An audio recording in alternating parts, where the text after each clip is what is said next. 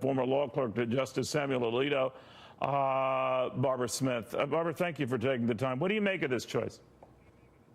I think Judge Kavanaugh is a fantastic choice to replace Justice Kennedy on the Supreme Court. He has sterling legal credentials, and for the last 12 years, he's been a leading light among federal appellate judges. We already know that the Supreme Court takes his view of the law seriously, as informed by the fact that his decision on a number of occasions on the federal appellate level has influenced subsequent Supreme Court decisions. So I think he will fit right in at First Street. You know, you can go through the weeds, and as the judge was telling us just now, there are a lot of decisions and cases that go into the hundreds where you can pick apart positions. But much has been made of the fact from some conservatives who say that while he opposed the health care law, it was on procedural matters and not speaking out in a broader legal terms. In other words, that he was a technician about some of the most, important conservative causes that are out there, whether you're talking the Second Amendment or the right to bear arms or a host of others. How do you feel about that, that it is not a rabid conservative, and that might not sit well with rabid conservatives, as if they had somewhere else to go, but what do you make of that?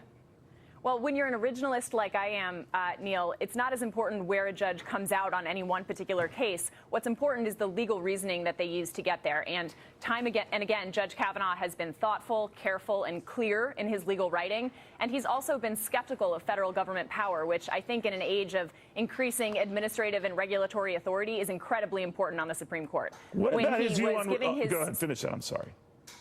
I was just going to say, I take him at his word tonight when he said that what's important to him, if he's confirmed as a justice, will be first to be independent, second to interpret the law as written, and third to stick to the text of the Constitution. I think those are three really important characteristics in a Supreme Court justice. 3 out of the 4 candidates the president was considering were Catholics.